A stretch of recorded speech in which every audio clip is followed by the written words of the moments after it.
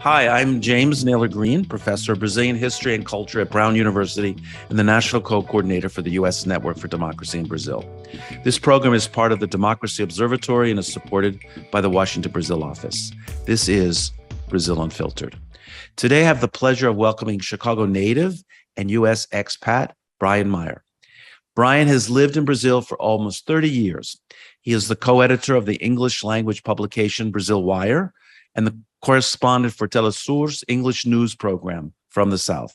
He also edited the book Year of Lead, Washington, Wall Street, and New Imperialism in Brazil, which came out in 2019. Welcome to Brazil Unfiltered, Brian. Thanks for having me. So, Brian, let's just jump right in. With the campaign season in full swing in Brazil, what are your broad impressions? What do you see that's going to happen in the next month or two? Well, there have been a lot of situations in which it looks like Bannon's, far-right network of international big data people, operatives, and things like that have managed to come up with big upward swings in candidates they support in the weeks leading up to elections. And we saw, for example, with Jeremy Corbyn in Great Britain, he had a big lead and then all of a sudden it just vanished. As of right now, the polls are stable in Brazil. The most recent poll came out by IPEC, which is former Ibope, yesterday, showing no change in the last 2 weeks, with Lula poised to win in the first round. One of the questions is, will he be able to hold on to a first round victory? I'm not sure. It seems like there will be some kind of upward surge in support for Bolsonaro in the next 4 weeks before the election. The big question, I think, is what will happen if Lula wins? Will Bolsonaro and the military allow him to take office? That's what I'm worried about. So we're going to get back to that in a few minutes in this interview today. Let's talk about the recent presidential debate on the television networks on Band or Bandeirantes, which may up being the only presidential debate. It's not clear.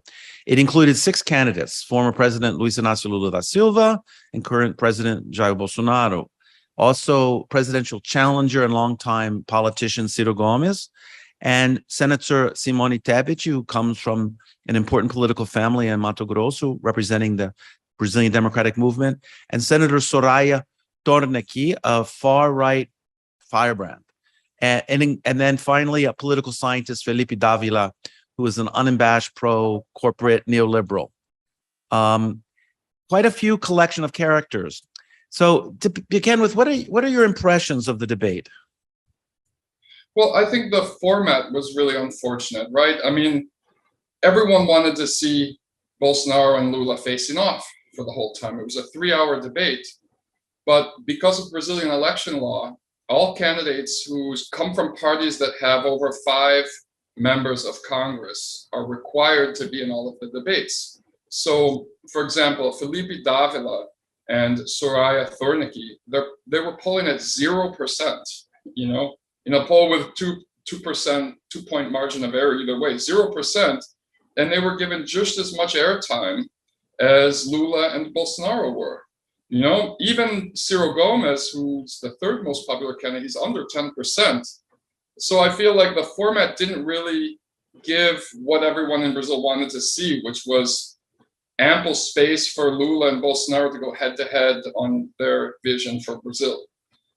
Because of that, there were a lot of situations where, for example, Simone Tebet would ask Lula a question, and in his answer, he would attack Bolsonaro. And Bolsonaro would do the same thing when other candidates asked him questions. So it was a little awkward. I thought Lula's performance wasn't as good as his first global interview in 16 years earlier last week, which was a lot of people are saying that's one of the greatest interviews he's ever done in his life. So the expectation was really high for Lula, but he did get a few interesting comments in. And one highlight, I think, was talking about comparing gig economy workers to 21st century slaves. And another was saying that on his first day in office, if he's elected, he's going to erase all of President Bolsonaro's executive orders putting pieces of evidence under 100 years of classified status in different investigations against him and his sons. Do you think the election debate will influence the outcome of the elections? I don't think so. I don't think that one will. If there's more, that there could be. I feel like it might influence the outcome because I think Bolsonaro came away feeling not so insecure about his debating abilities because he didn't do it that bad. So maybe he'll participate in more debates because of this, and because of that, that might influence the elections. Because he doesn't have that much to stand on, really, you know. I think one of the dynamics that journalists pointed out was that Bolsonaro was quite aggressive towards Vera Magalhães, who was a female journalist, kind of attacking her in public. And even though he insists that he's reaching out to women voters and trying to improve his popularity among them, which is relatively low, it didn't play very well in the press. What was your impressions of that interaction? Well, Bolsonaro is actually, in the polls, it looks like women are 2-1 in favor of Lula. I mean, the main reason that Lula is in front in the polls is because of the poor making under 2 times the minimum wage and women. And this definitely didn't help him because it just made him look like a macho jerk. When he blew up he told the reporter that it's obvious that she has a crush on him because she's so obsessed with him. And then his comments about what he's doing for women was like this BS line, you know, that some people used to say in the 60s about, like, I'm doing things, you know, if I do something that helps men, it automatically helps women. So, like, you know, strengthening gun rights helps women, strengthening property rights helps women as much as it helps men. My stance, my opposition to abortion helps women. And most ridiculously, my wife's, the first lady's volunteer work helps women. That was what he said he's doing for women. So it didn't come off very well, right? And that was key, I think, for a lot of people saying he was the worst performer in the debate. So in the debate, there were 2 women candidates. One is Simone Tebet, who is from the Brazilian Democratic Movement. And it seems that the mainstream commentators are saying that she made a breakout performance success. My impressions is, so she's polling at 3% right now. Maybe it'll change because of the debate performance. But my impression is that the mainstream media, much of it, is still trying to insist that there's a third party alternative, a third candidate alternative to Lula and Bolsonaro. How do you make of this? You see Tebet gaining support before the election? Does she have any chance of upsetting the outcome, or does that change anything, do you think? I think the only thing that could happen is that she could surge a bit and cause the election to go into the second round. I don't see her going above 5 or 6%. The bourgeois media, the hegemonic, whatever, the traditional media oligarchies in Brazil have been trying to build up a third-party candidate the entire time. It started with Sergio Moro, and the fact that guy Felipe Dávila is pulling at 0% just shows what people really think about this, like, 1980s IMF style privatization mantra that the third path is supposedly pushing. Like, no one falls for that anymore. And he was almost yelling, "We have to privatize everything." The guy's pulling at 0%. No one is buying this third path stuff anymore in Brazil at this point, and as in many places in the world. Now, one of the reasons the Brazilian media, but not the international media, pointed out or cited her as being having a breakout performance is that Datafolha conducted a poll in real time the night of the elections, and the result was that she had done the best performance and Ciro Gomes was second, whatever. But then if you look at what the poll was, it was a qualitative poll of 60 people, with no representative sample of the population. It's just like, it was misleading to even call that a poll, but a lot of media outlets just ran with that. It would be misleading to refer to that as like a valid election poll.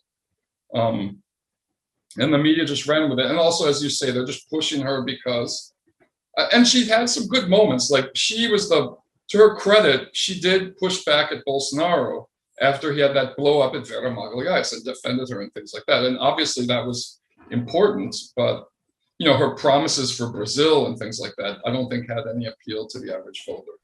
I know there was one moment in which she made the comment that someone made the comment that what would they do in terms of her women electorate, and Simone Tebet promised to make half of her cabinet female.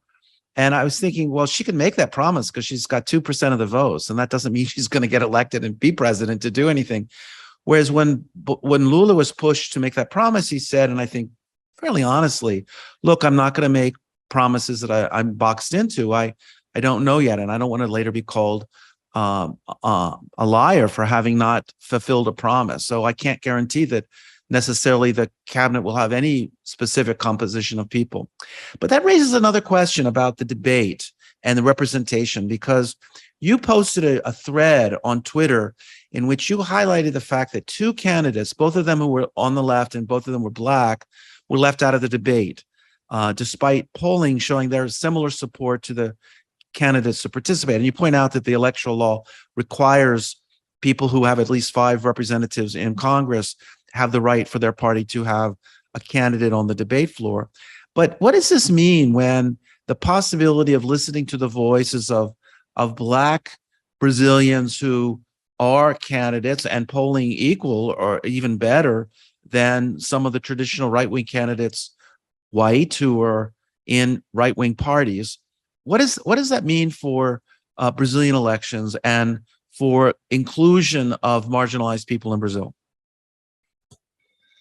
Well, I think, first of all, the debate suffered by having, 4 candidates right of center, one who's kind of a centrist, a little bit center-left, you could argue, Ciro Gomes, although he's been attacking Lula for supporting abortion rights lately, and Lula, right? They suffered. It would have been nice to have another hard left candidate expressing more radical points of view, so that at the end, it would have taken some of the wind out of Bolsonaro's sails with his final closing speech, portraying basically Lula as a kind of baby-eating Stalinist or something, pulling out all the Cold War rhetoric. It would have been a little bit weaker if there had actually been a communist in the debate, like Leo Pericles from the UP party, or Vera Lucia from PSU, who's a Trotskyist. Her platform for the presidency is interesting. She's promising to nationalize Brazil's 100 largest businesses, for example. And if she'd been there saying all this kind of stuff the whole night, Bolsonaro's accusations against Lula would have seemed that Lula's some kind of extremist wouldn't have had as much weight. It would have affected the debate significantly. Right. And in a way, many people in the media portray this thing as a polarization between an extreme left and an extreme right, when many would argue that Lula is a moderate social democrat, a socialist, but not a revolutionary or radical as are other candidates in the race, which are all polling very low numbers, as are these right-wing candidates you pointed out. Well, there's one last person who is in the debate we haven't really talked about yet.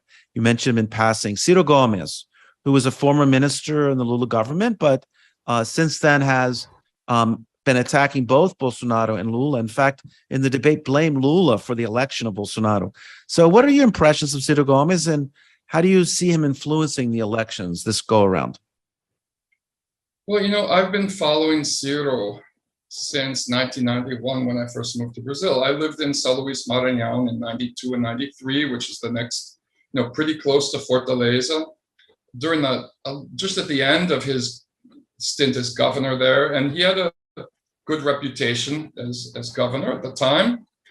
I remember his run for presidency in 2002 when his candidacy was destroyed by PSDB with a series of attack ads. He was doing pretty well in the polls, pointing out that, because he was billing himself as the creator of the Real Plan, and these attack ads just pointed out that he'd only been in the Itamar Franco government for 100 days, and he was just decimated with these really negative attack ads. He was a good minister.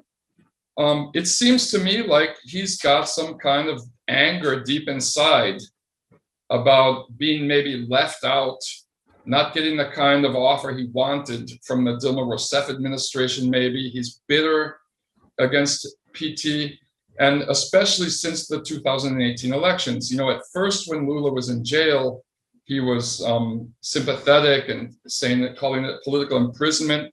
Now he's repeating Bolsonaro's lies, you know, as if the Lava Jato investigation had never been disgraced or undone or anything. He's acting as if that was still all valid.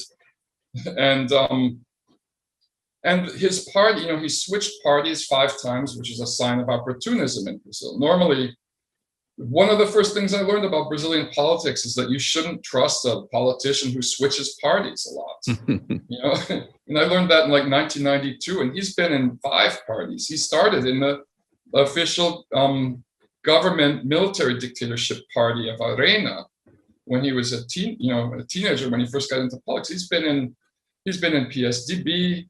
You know, he was in the Itamar Franco government, and he's only been in PDT for a few years, I guess 5 years now. But PDT, you know, has a kind of partially good reputation as a center-left Keynesian kind of party, but at the same time, it's not regionally coherent. So in some places, in some states, it's right-wing, in other states, it's left-wing. The PDT mayor of Campinas was conservative, for example.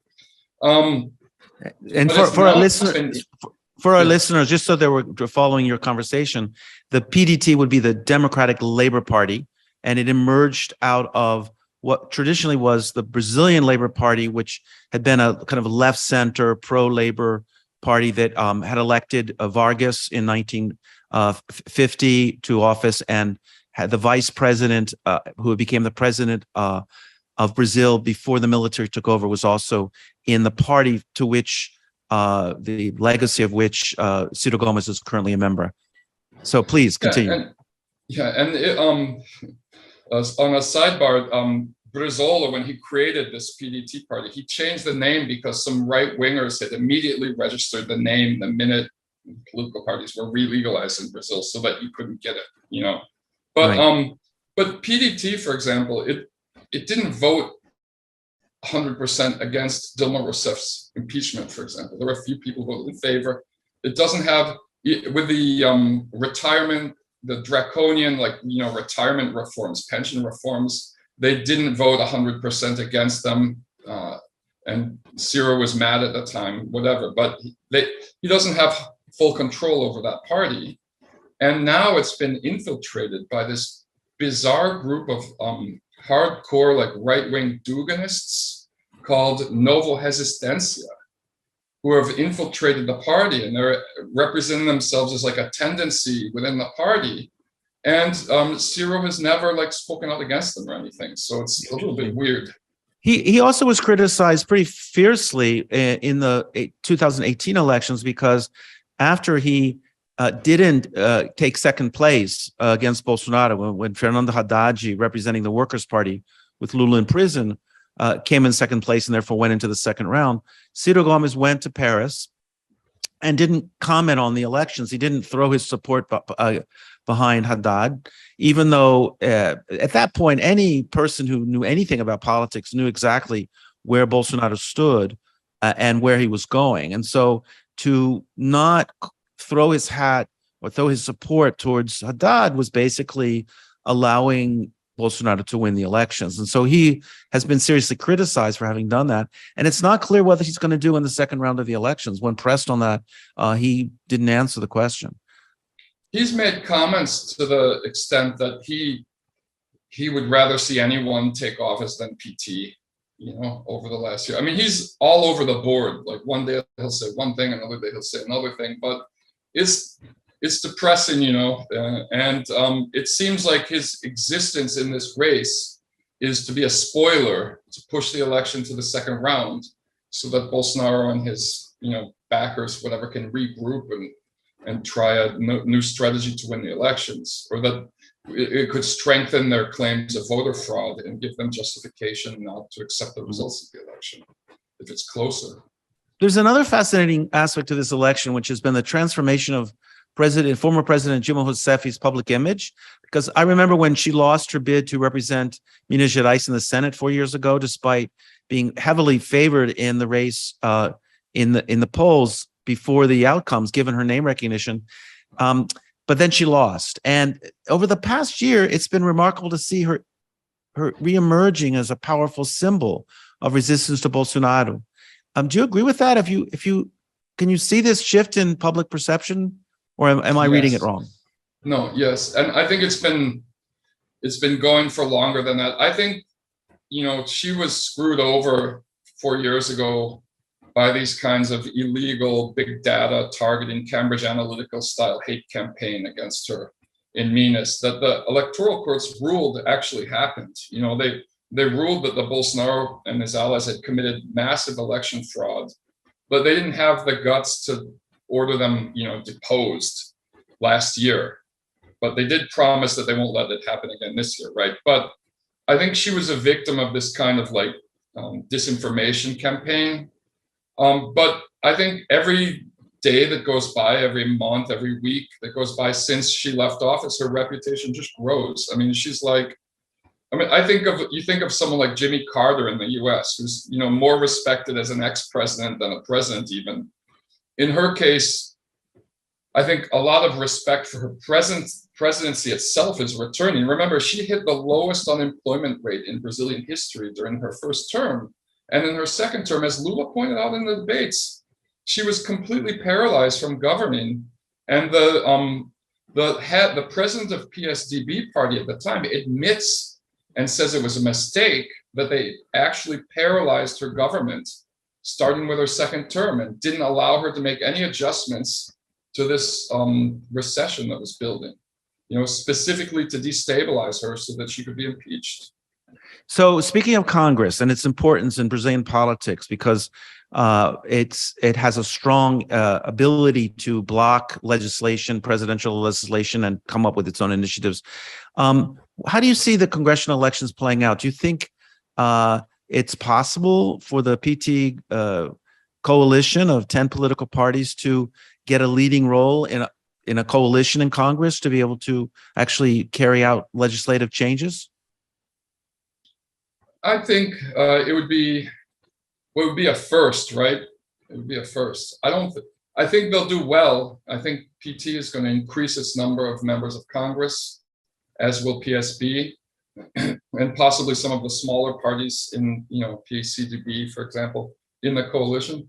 I don't think they'll get a majority. I mean, let's face it, the only, presidents who are able to govern Brazil without inviting both MDB and, União Brasil, formerly DEM, formerly PFL, into their coalition were Lula and Dilma, and they still had to have MDB in the coalition. I think any way you look at it, they're gonna have to have one of those two big legacy parties from the dictatorship involved, which means they're not gonna Lula will have to govern by decree, with a lot of decrees, executive orders, and things like that, or they'll have to make some deals with these guys. Yeah, what I was surprised actually with Simone Tebet of the Brazilian Democratic Movement, which was the big core centrist bloc, which always built an alliance with whatever party was in power. And in fact, Dilma, in order to have a majority in Congress, agreed to accept as her vice presidential candidate Michel Temer, who later turned on her and led the impeachment of her to become president. I was really surprised that Simone Tebet didn't offer certain olive branches to Lula. I don't know if this is an attempt to be hardline now in order to negotiate something between the first and second round of the elections, should it come to that, or whether she will refuse to endorse Lula in the second round, although a significant part of her party will, and they've already declared their support for Lula in the first round. But so is there a way, do you think, that Lula can build a majority coalition in this context, or is he going to be forced to, as you say, rule from governmental decree, from presidential decree? Well, last time around, he had like the inner circle of real allies, which was basically, PT, PCdoB, which is the Brazilian Communist Party, which isn't that communist as you could imagine from their name, and and PSOL, right? The first time around. And then he had his like outer circle allies, which was like PTB, PMDB at the time, as it was called, and some other center-right parties. And he managed to get, I mean, you could say he kind of like wasn't able to deliver on a lot of his promises, but he was able to deliver on some of the main promises, like ending hunger and things like that, with that kind of coalition. And I would love to see his coalition take a majority in Congress and the Senate, but I don't think it's going to happen. I think it's going to be a similar setup to, and probably like PSDB will end up in the coalition as well, and probably in MDB. So in other words, what you're suggesting is that Lula will build a broad coalition beyond those political parties supporting him currently in order to find a way to have some kind of working majority in Congress, even though there's not necessarily agreement on all questions. And this raises the question of an important sector of the Brazilian economy, which is agribusiness. It's pretty influential. It's a pretty influential force in Brazilian politics today. So if Lula wins, how do you see him dealing with the agro lobby? Well, remember, they pleased the agro lobby the first time around in a lot of ways. I mean, I see him heavily pumping money into the environmental regulatory agencies and seizing as much as possible illegal logging and mining in the Amazon region, while placating agribusiness through subsidies and whatever in the areas where they're currently developing most of their soy and beef, like he did the Ministry of Agrarian Development was eliminated by Temer. But when Lula was president, I remember one year it was like there was the Agricultural Ministry, which he put in control of agribusiness. And then the Ministry of Agrarian Development was set up to assist family farmers. And so one year it was like he gave 32 million allocated to the Ministry of Agriculture and 31 million to the Ministry of Agrarian Development. When he left office, 70% of the food consumed in Brazil was still produced by family farmers. So unlike the US, which basically eliminated family farmers under Reagan, he managed to do this juggling act and please both sides, to the point where the main voices of family farmers in Brazil, the MST and CONTAG, still support PT to this day, even though they didn't get the agrarian reform that they'd been fighting for. And key members in agribusiness, like the Maggi family, which the patriarch of the family owns a personal ranch larger than Switzerland, they're now supporting Lula as well in this election. So it sounds like there's going to be a very interesting realignment of some political forces in this regard. In that regard, I'm thinking of Lula's promise to establish a ministry for indigenous affairs headed by an indigenous person. And that would mean, I would assume, strengthening of the defense of indigenous territories and really putting back the agency which is in charge of indigenous affairs in the hands of indigenous people, as opposed to ministers or Brazilian government functionaries who are against indigenous rights and indigenous land claims. How do you see that playing out? Well, it's hard to say because who's this person going to be? What's the budget going to be? I think it's an important step forwards, especially with considering that there's literally genocide going on against Brazil's 42 remote tribes that have no contact, with outsiders, which is like, Brazil's one of the last places in the world where you have thousands of people who have no contact with the outside world. I was in Rondônia during the first fire crisis in 2019, and one of the liberation theology priests who's been working with indigenous peoples for decades told me he thought that one tribe had just been eliminated. Wow. There's no more. So something drastic has to be done, and I think that would be a good first step. Great. So let's talk about Bolsonaro. If he loses the election, Is he out of the political picture, or does he have some lasting influence over politics in Brazil as Trump does in the United States? One thing's for sure, his kids are going to have a lasting influence unless they're all jailed. I think it depends on how the legal stuff plays out.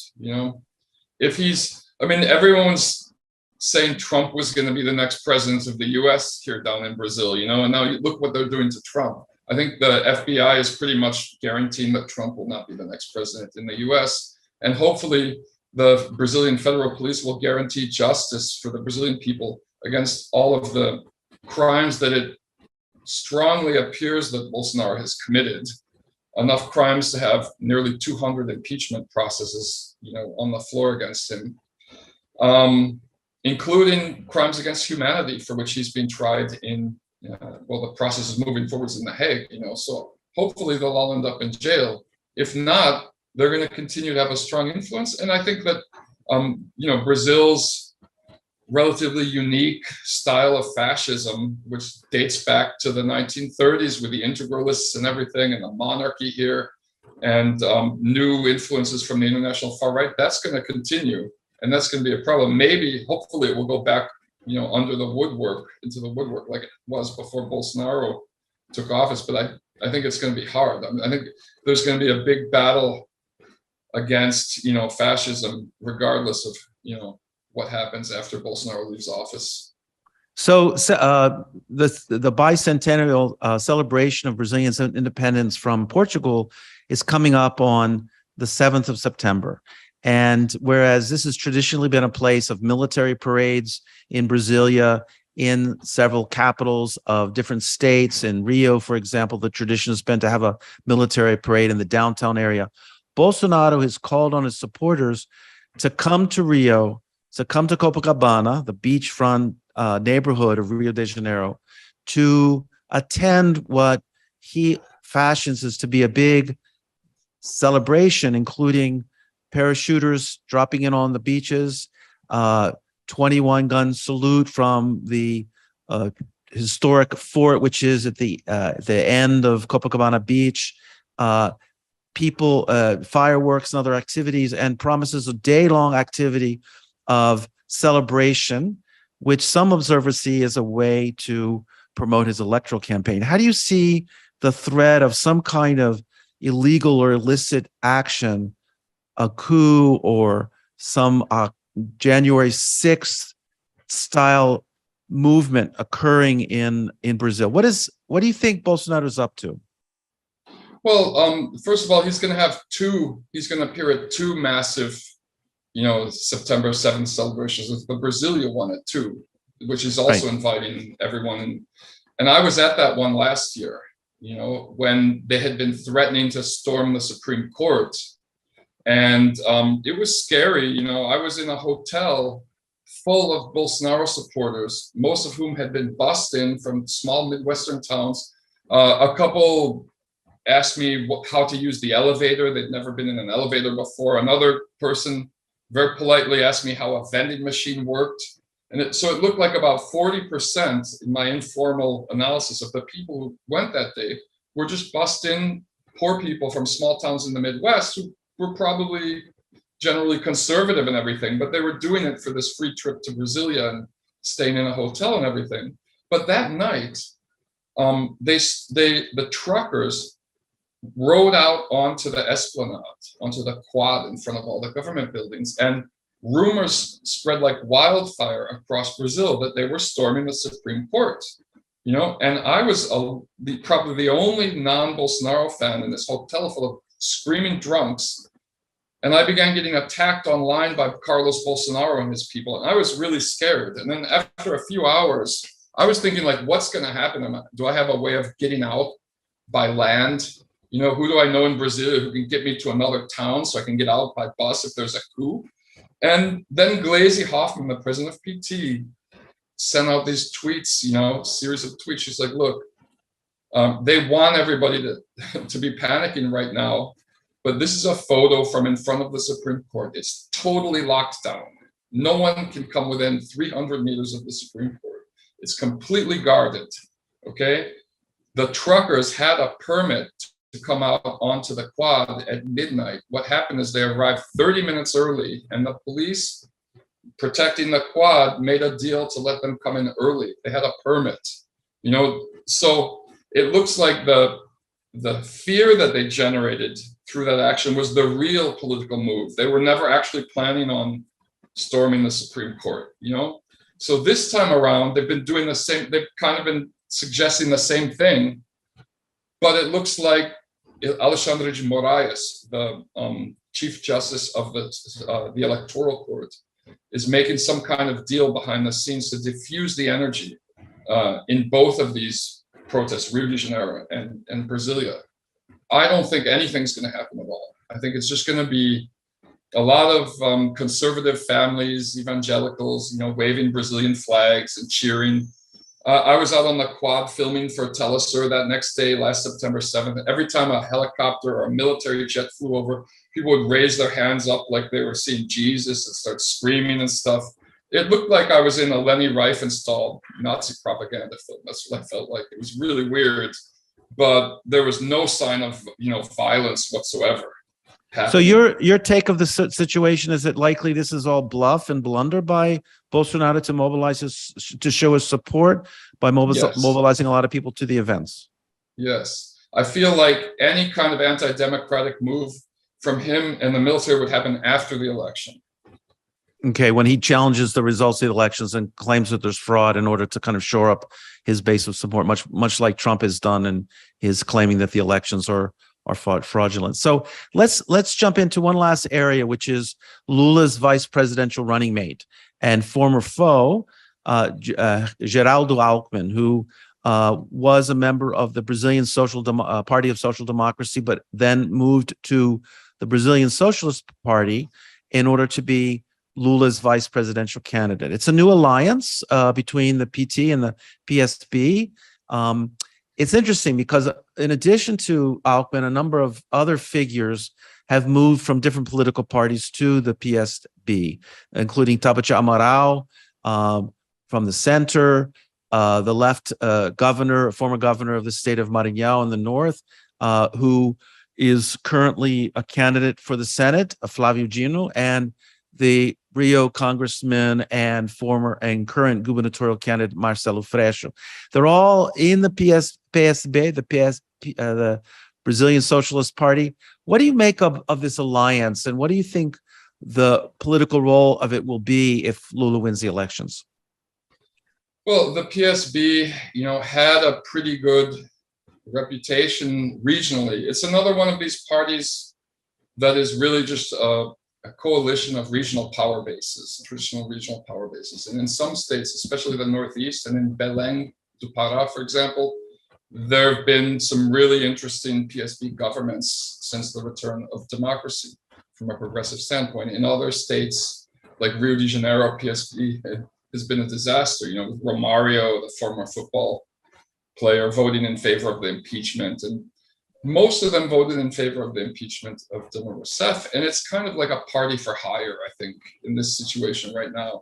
It's a good thing that some respectable left-wing politicians are joining to give it new blood. And I'm not talking about Alckmin there, obviously, because Alckmin to me is like a symbol of corporate Democrats. The corporate Democrats traditionally loved the PSDB. Fernando Henrique Cardoso was, one of Bill Clinton's favorite politicians in the Americas. And they imploded due to the backlash after their protagonism in the coup against Dilma Rousseff in 2016, to the point where every election, from the 90s forward had been ended up as a runoff between either a first round victory for Cardoso or a runoff between PSDB and PT. And then all of a sudden in 2018, Alckmin only got 4% in the national vote. The party is basically dying. And he felt like his political career was over. And I understand he feels like he's been given a new life, and he's really enjoying campaigning with Lula. I've been to campaign events and seen him speak. This doesn't erase his really lousy human rights record as São Paulo governor, even though I've never met a military police officer in Sao Paulo, and my ex had many in her family who had nothing but hatred for Alckmin. And the Sao Paulo military police hate PSDB. But under his governorship, they committed human rights atrocities, right? And ultimately, he's responsible for them. Nevertheless, I think his selection as vice was like a master realpolitik style chess move, because first of all, it opened up the Sao Paulo governorship for PT. PT's never had a governor of Sao Paulo, which is Brazil's second largest and second richest government after the federal government. So Alckmin was the favorite candidate for governor. He left. It was tied between Marcio França from PSB party and Fernando Haddad. They convinced Marcio França, as part of the coalition of Geraldo Alckmin entering, the party, to run for senator. And then Haddad selected Marcio França's wife as his vice candidate. Then this has put him in double-digit lead for the governorship over every other candidate.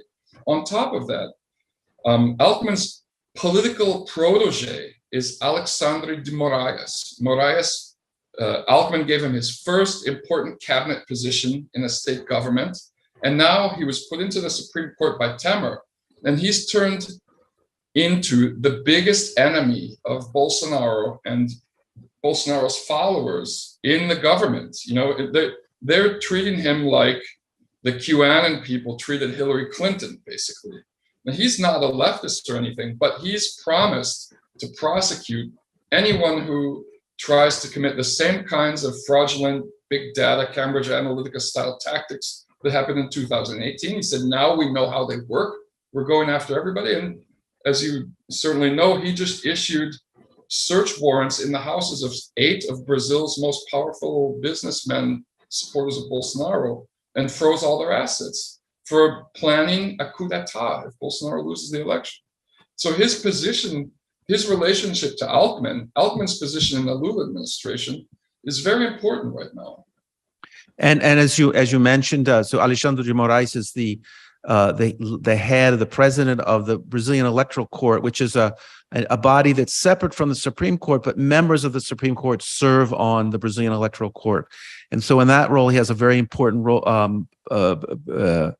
position in dealing with potential electoral fraud or irregularities in the elections. He'll be the person who announces the results of the election on October 2nd, several hours after the polls close.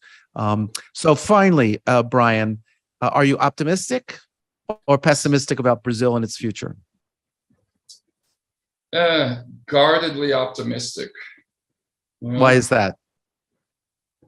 Because there's nowhere in the world where fascism has ever lasted very long, because the promises that fascists make to the working class, they never deliver on them.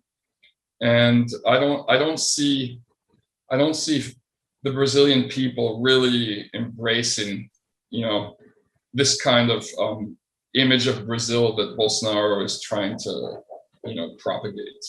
I think most Brazilians don't feel comfortable with it.